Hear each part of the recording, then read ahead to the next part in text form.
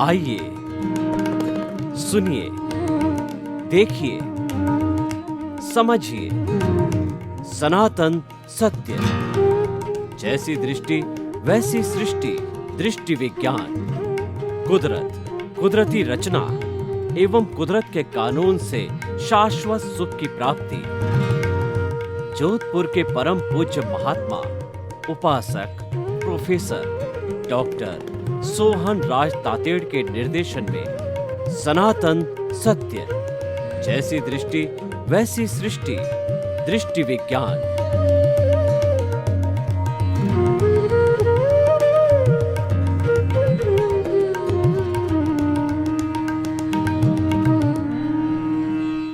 चंदेषु निम्मल यरा आईचेषु अय्यं पयासैरा सागरवर गंभीरा सिद्धा सिद्धिं मम दिशन्तु सिद्धा सिद्धिं मम दिशन्तु। मेरे और आप सभी के भीतर विराजमान शुद्ध आत्मा भगवान को नमन प्रणाम। भाइयों और बहनों, मातृशक्ति को नमन। सनातन सत्य यह कार्यक्रम हम आपको क्यों प्रस्तुत करना चाहते हैं, इसके लिए मैं बताना चाहता हूं कि मानव जीवन के अंदर 4 चीज़ें अत्यंत दुर्लभ है। मानव जीवन का मिलना, ईश्वर की वाणी सुनने का अवसर मिलना, ईश्वर की वाणी में श्रद्धा होना और ईश्वर की वाणी को आत्मसात करना। और जिसने ये चारों ही प्राप्त कर लिए हैं उसका जीवन सफल है। मानव जीवन दुर्लभ क्यों कहा गया है? क्योंकि मनुष्य ही एक ऐसा प्राणी है जो संपूर्ण ज्ञान को प्राप्त कर सकता है।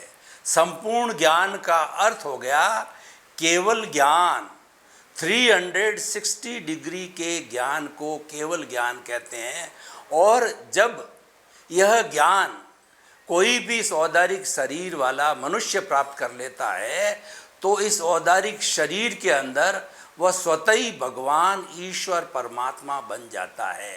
मनुष्य ही एक ऐसा प्राणी है जो कि परमात्मा बन सकता है, क्योंकि हमारे भीतर जो आत्मा विराजमान है उसमें परमात्मा बनने की अर्हता है।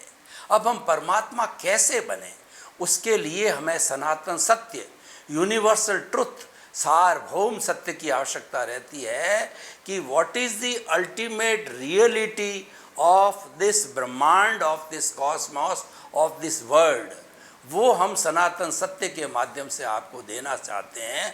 और ये हमारा सनातन सत्य कुदरत, कुदरती रचना और कुदरत के कानून पर आधारित है। जो सारा ब्रह्मांड है वह कुदरत है। और इस कुदरत के अंदर जो 84 लाख जीवा योनि के प्राणी जो जिनके बर्थ प्लेसेस हैं और आत्मा की संख्या अनंत है, वो उसका सनातन सत्य प्राप्त करके और वो शाश्वत सुख को प्राप्त करते हैं। ऐसा सुख जिसके बाद कभी दुख आता ही नहीं है। अतः हम उस शाश्वत सुख को प्राप्त करने के लिए सनातन सत्य कार्यक्रम देते हैं। तो आज का हमारा बहुत सुंदर एपिसोड है कि प्रभुता से प्रभु दूर। देखिए कि अल्टीमेटली हमारे इस जीवन का एंड में क्या होता है कि जिसका अंत भला सो भला, यानी जिसका एंड अच्छा होता है उसकी सब चीज़ अच्छी हो जाती। तो हमें ये गहन चिंतन करना पड़ेगा कि जब हम चले जाते हैं शरीर को छोड़ करके तो आखिर होता क्या है।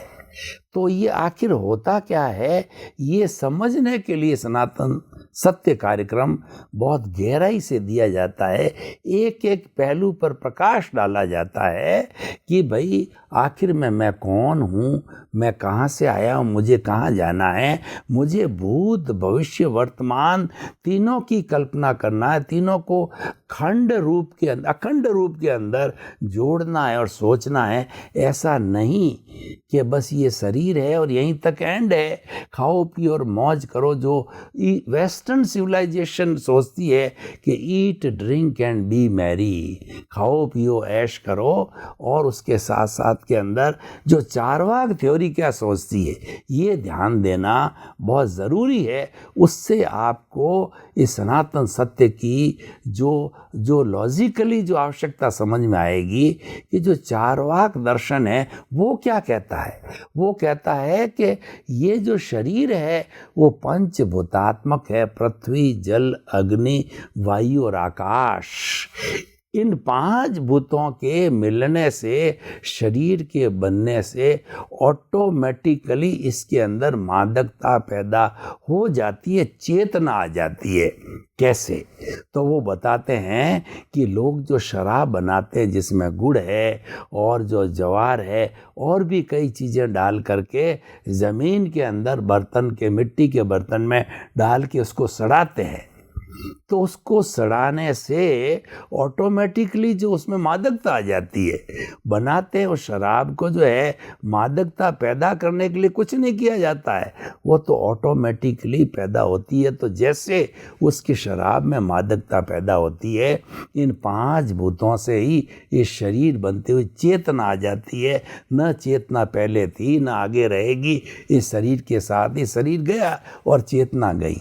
लेकिन हम इससे सहमत नहीं हैं। हम नहीं, आज विश्व के अंदर लगभग 365 तरह के धर्म दर्शन है, कोई भी इस बात से सहमत नहीं है, क्योंकि वो पुनर्जन्म में विश्वास करते हैं, वो कर्म में विश्वास करते हैं और वो आत्मा में विश्वास करते हैं। तो कई चीज़ों में उनका विश्वास है। अगर ये थ्योरी मानी जाती है तो वास्तव के अंदर तो ये 2 तत्व अलग अलग है, जड़ और चेतन।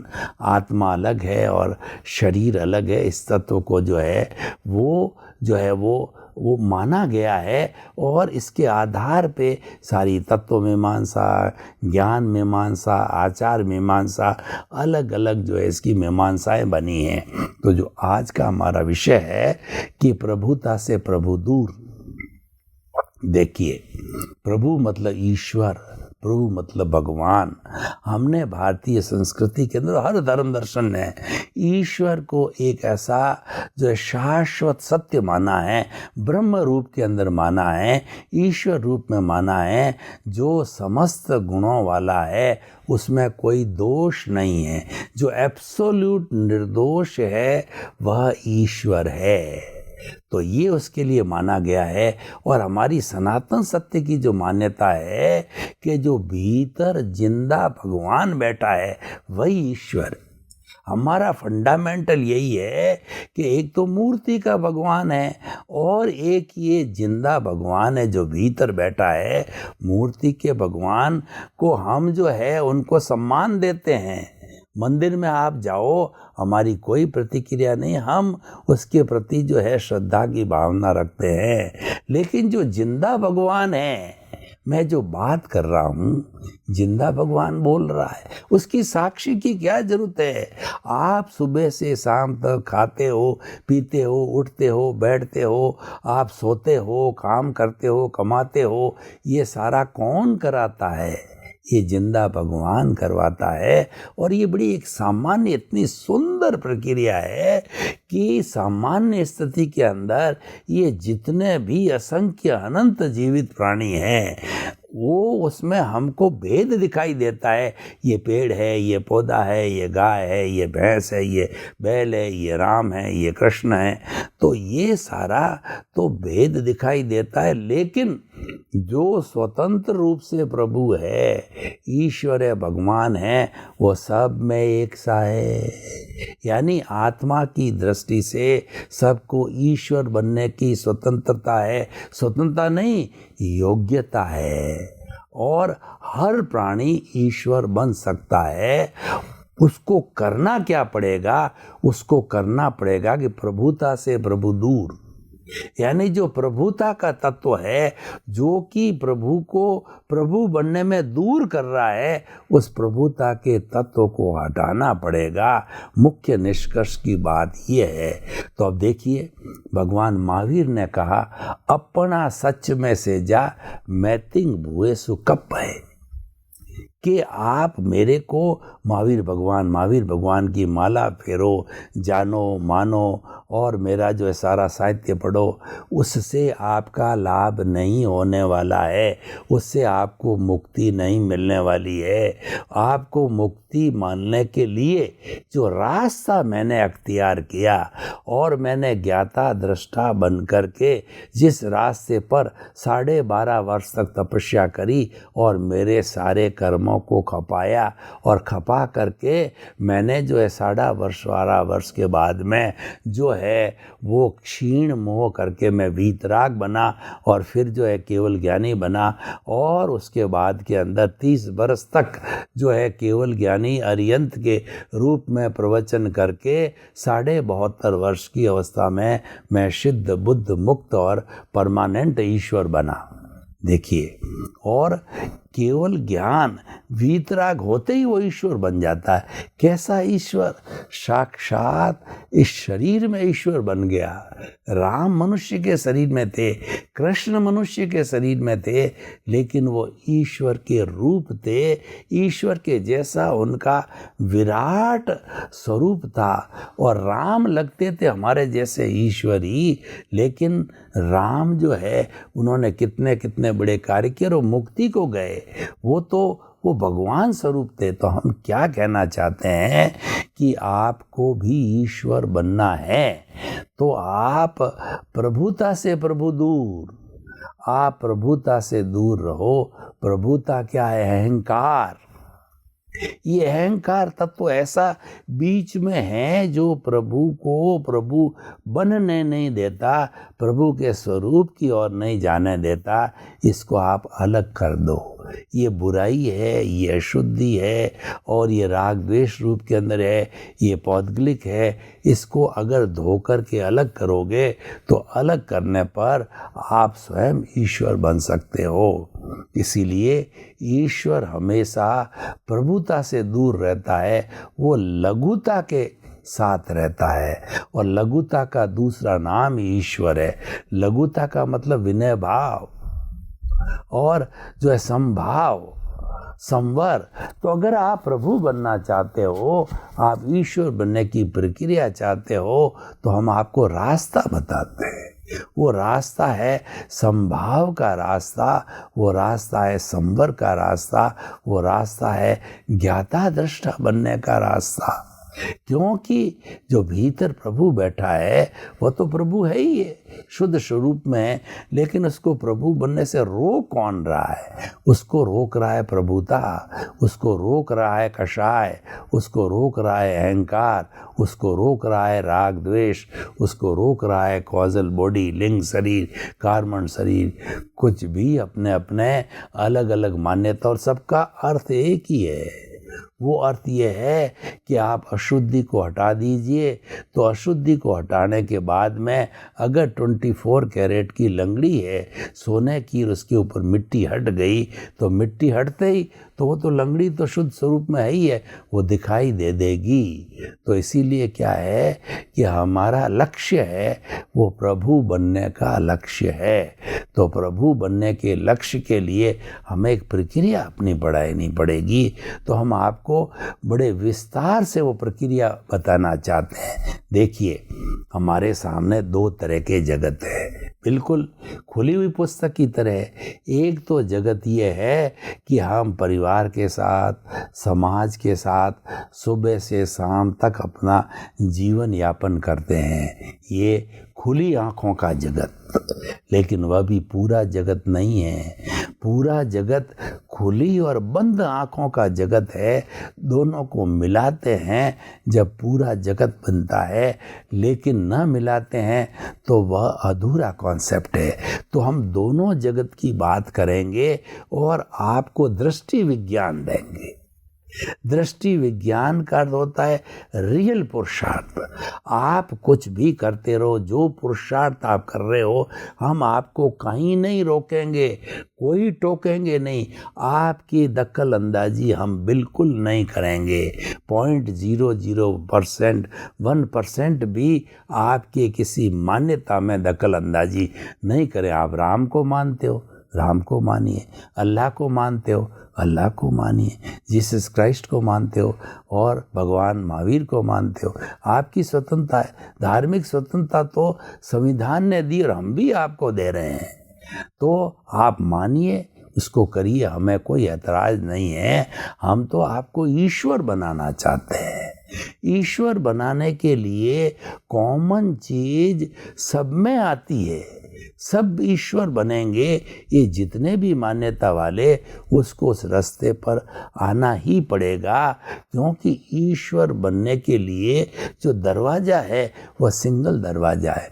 आपने मंदिरों में देखा होगा कि प्राय बड़े बड़े मंदिर के अंदर एक छोटा सा गेट होता है कि व्यक्ति उसके अंदर खड़ा नहीं जा सकता, उसमें उसको जो टेढ़ा होके जाना पड़ता है। ये बड़े बड़े मंदिरों में एक ही द्वार होता है। इसका अर्थ क्या है कि ईश्वर बनने के लिए एक ही द्वार है। आप झुको, जितना आप नमोगे, जितना विनयशील बनोगे, आप प्रभुता से दूर रहोगे। ऐसे खड़े जाना मतलब तो क्या है? अक्कड़ के साथ जाना, वो है प्रभुता। और आप झुक के गए, ये है लघुता, ये विनय का रास्ता। इसीलिए छोटे द्वार बनाए जाते हैं शिक्षा देने के लिए। तो हम आपको वो रास्ता बताते हैं। आप 100 साल जी रहे हैं, जियो, आराम से जियो। आपका परिवार, आपके घर, आपके बाल बच्चे, जो कुछ भी करना करो। लेकिन प्रश्न ये है कि आपको जो है वह सनातन सत्य जानना पड़ेगा। आपको अल्टीमेट ट्रुथ जानना पड़ेगा कि जो मैं ये भोग रहा हूँ, ये तो मेरा भुगतान है, और ये भुगतान तो आपको करना ही पड़ेगा, क्योंकि ये तो कमिटेड है। हम ये भुगतान पीछे से लेके आए हैं। जैसे कि हमने बैंक से जो है कर्जा ले लिया, तो वह तो लायबिलिटी हो गई, हमारे डेबिट हो गया कि 10,000 का कर्जा बैंक मांगती है, हमको पता पड़ गया। तो हम ये जितना भी लेकर के आए हैं, व्यवहार जगत का ये सारा हिसाब है। ये समझो, ये हमारा उदय है, प्रारब्ध है। हिसाब का अर्थ हो गया कि किसी को से लेना है और किसी को देना है। आपके घर जो पशु आता है, गाय आती है, वो आपके साथ में 5 साल 10 साल रहती है, तो आपको दूध देती है, तो आपकी मांगत है। उस मांगत को पूरा करने के लिए वो गाय के रूप के अंदर आपसे आ रही है। और दूसरा मैं उदाहरण दे रहा हूँ कि आपका करोड़ का मकान है, लेकिन उसको किसी ने दबा दिया, बड़ा गुंडा आकर के बैठ गया, वो हटता ही नहीं है, जाता ही नहीं है। अब करोड़ रुपए का मकान आपका, आपके नाम रजिस्ट्री, लेकिन किसी ने फंदा डाल दिया, चाहे आपकी संतान ने डाला हो या किसी पे आपका कर्जा हो, और मकान दबा दिया। अब ये भी क्या है कि ये देना है। ये एक्चुअली होता क्या है कि हम पिछले जन्म में जो किसी के साथ में सुख और दुख दे के आते हैं, तो वो भाव करने वाला, वह सुख दुख देने वाला दूसरा शरीर था। मैं प्राय उदाहरण देता हूँ, पूरा समझने के लिए भूत भविष्य और वर्तमान को मैं अखंड करके बताता हूँ, तो चीज़ समझ में आ जाती है कि हम मात्र वर्तमान में ही नहीं है, हम भूत में भी रह चुके हैं और भविष्य में भी रहेंगे। और ये जो प्रभु ईश्वर जो आपको हम बनाना चाह रहे हैं, तो वह प्रभु तो शाश्वत है। वह तो भूत भविष्य वर्तमान में एक सा ही रहता है, हमेशा रहता है। इस सच्चाई को समझना है तो अब आप देखिए कि वो 3 बातें क्या बता रहा हूँ मैं, कि एक्चुअली रियलिटी में क्या है कि पूर्व जन्म के अंदर एक मोहन राज नाम का व्यक्ति था। उसने भाव डाले, प्रतिष्ठा की, उसने किसी से लिया, किसी से दिया, और वो कॉजेज डालता रहा कि मेरे ऐसे पति होने चाहिए, ऐसी पत्नी होनी चाहिए, ऐसे भाई होने चाहिए, मैं करोड़पति बन जाऊं, मैं लखपति बन जाऊं, और मैं जो है बड़ा जो है स्पीकर बन जाऊं, और ऐसा है। तो वो मोहन राज भाव डालता और उसका आयुष्य खत्म होते ही वह इस सोहन राज नाम के पुतले से जन्मा, और उसको वो चीज़ें मिल गई जो उसने भाव डाला था, सुख का और दुख का, वैसी पत्नी, वैसा लेना देना, यानी सारा मिल गया। करने वाला मोहन राज था, भुगतने वाला सोहन राज है। और इस जन्म के अंदर ये सोहन राज फिर भावना करता है कि मैं मिनिस्टर बन जाऊं, मैं कुबेरपति बन जाऊं, मेरे को ये पद मिल जावे, ये प्रतिष्ठा मिल जावे, सारे भाव डाल करके फिर एक कॉजल बॉडी तैयार करूं, एक चार्जिंग करूं, मोबाइल का चार्जिंग, वो चार्ज करके, और ये शरीर जब चला जाएगा तो अगले जन्म में यशवंत राज नाम के व्यक्ति के साथ में डिस्चार्ज होगा, और वो सारा भुगतेगा। देखिए अब इस बात को समझो, मोहन राज, सोहन राज और यशवंत राज का अर्थ हुआ करने वाला कोई, भुगतने वाला कोई। जब तो भूलना ही है तो हम भूल जाते हैं। कोई व्यक्ति हमारे साथ इस जन्म के अंदर व्यवहार करता है, मैंने तो कभी किसी को दुख दिया नहीं है, और मेरा ये बेटा बन करके, और मैंने इसके ऊपर 30 साल लगाए, और ये मेरे को तो पूछता ही नहीं है, बिल्कुल बदल गया, मेरी तो परवाह ही नहीं करता, 1 रुपया भी मेरे पे खर्च नहीं करता, मेरी सेवा नहीं करता। अरे भाई, ये लेने वाली पार्टी है, ये लेने आई और ले लिया। आपके 30 साल की सारी मेहनत इसने चुका ली। एक उदाहरण देता हूँ मैं आपको कि पुराने जन्म के अंदर किसी व्यक्ति ने 50,000 रुपये किसी मित्र के हड़प लिए। मित्र ने कहा दो, उसने कहा, उसकी नीयत खराब हो गई, तो उसने कहा भाई कब दिए, कोई लिखा पढ़ी है क्या, कोई प्रूफ है क्या, कोई साक्षी है? था ही नहीं कुछ, मौखिक रूप से अच्छा मित्र था, विश्वास करके दिया।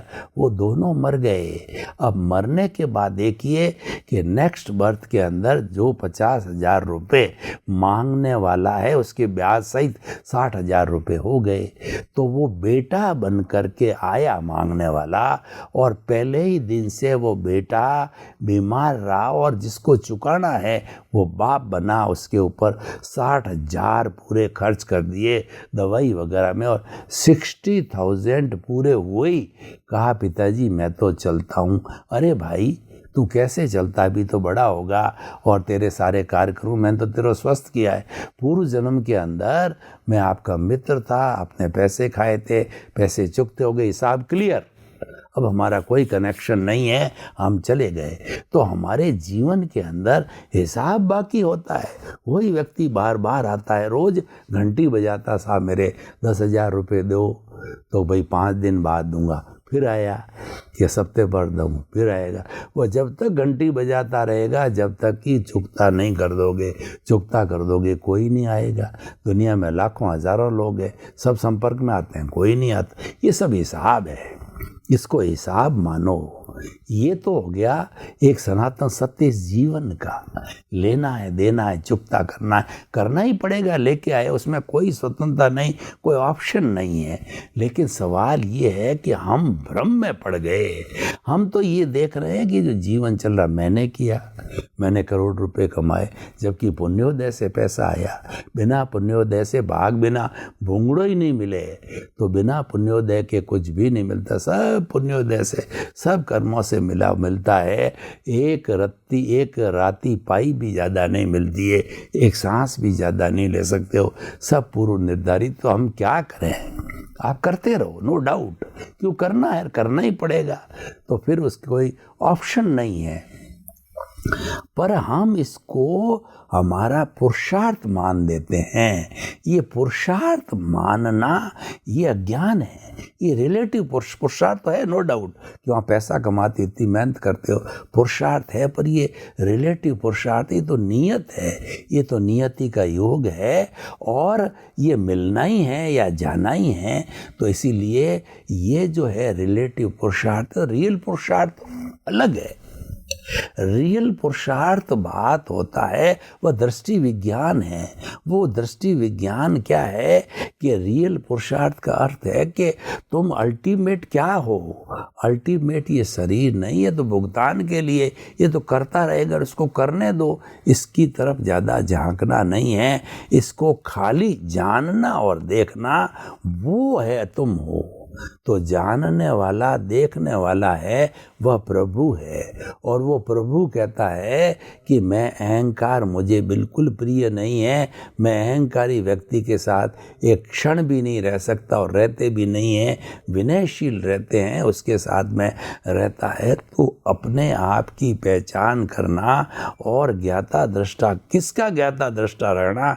खुद का, कि ये सोहन राज रूपी पुतला है, ये जन्म से मृत्यु तक जितने भी वर्ष जिएगा वो मन से क्या सोच रहा है, वचन से क्या बोल रहा है, शरीर से क्या करना है, मात्र जानना देखना है, क्योंकि इसका भुगतान है, ये करता रहेगा। और आप क्योंकि उससे जुड़े हुए तो कुछ न कुछ करोगे, तो वो करते, वो खाली जानना और देखना, उसके ऊपर राग द्वेष नहीं करना। इसका अर्थ क्या हुआ? इसका अर्थ ये हुआ घाटा लग गया, ये पूर्व निर्धारित था, तो आप रो मत, साइलेंट रहो। और आपके नफ़ा रह गया तो आप फूलो मत, आप साइलेंट रहो, क्योंकि नफ़ा भी पूर्व निर्धारित था, ये भी पुण्य से बंधा हुआ है। जो जीवन में हरकत होती है, जो जीवन में क्रिया होती है, जो जीवन में प्रवृत्ति होती, देखते रहो, देखते रहो, जानते रहो। उसके ऊपर राग द्वेष नहीं करना, उसके साथ जुड़ना नहीं है, क्योंकि वो तो ऑलरेडी सारा चल रहा है, वो राग द्वेष के अधीन चल रहा है। आपको तो इससे परे जो शाश्वत सुख है, जो आनंद की स्थिति, जिसके बाद कभी दुख आता ही नहीं है, सुख के लिए सारा कर रहे हो। रोटी में सुख है, पत्नी में सुख है, धन में सुख है, पद में सुख है, प्रतिष्ठा में सुख है, सारा बाहर ढूंढ रहे हो, लेकिन वो तो कस्तूरी के मृग जो आपके भीतर, आपके अस्तित्व में है, वो अनंत सुख वाला है, वो ईश्वर है, वो भगवान है। उसका आपको दर्शन करना है, उसका आलोक लेना है, और वो ज्ञाता दृष्टा बन के हम ले सकते हो जब हम संभाव की स्थिति में रहते हैं। जीवन भर जो चल रहा है उसको नहीं रोक रहे हैं, आप उसको पुरुषार्थ मानो, पुरुषार्थ है नहीं है, वह तो रिलेटिव पुरुषार्थ है, पर जो कुछ चल रहा है पुरुषार्थ मान लो, कोई बात नहीं है। और आप कहो कि मैं तो मेहनत करूँगा, जब कमाऊँगा करूँगा, मान लो, सब कुछ मान लो, लेकिन वो सारा रिलेटिव पुरुषार्थ है। और दार्शनिक भाषा के अंदर वह ज्ञान ही है। अगर जीवन का पूरा सार निकालना चाहते हो, ज्ञान लेना चाहते हो, सनातन सत्य जानना चाहते हो, लॉ ऑफ द नेचर जानना चाहते हो, तो आप दृष्टि विज्ञान पकड़िए। आप जो चल रहा है उसको मात्र जानिए, देखिए, जानिए, देखिए, आपका समय पूरा हो जाएगा। जब आप जानना देखना करते रहोगे, आपके नए जो है दोष पैदा नहीं होया, नया राग द्वेष नहीं बना, और पूर्व जो आपका शुद्ध होता रहा, तो आप शीघ्र ही ईश्वर बन जाओगे। जो आपका लक्ष्य है कि मुझे ईश्वर बनना है, आप कुछ ही जन्मों के अंदर सिद्ध बुद्ध मुक्त बन जाओगे। तो जो प्रभु है वो प्रभुता से दूर है, लघुता के करीब है। सर्वे भवन्तु सुखिनः, सर्वे सन्तु निरामया। लोक के सब जिलों को सुख मिले, शांति मिले, आनंद मिले। आपके प्रति बहुत बहुत शुभकामनाएं।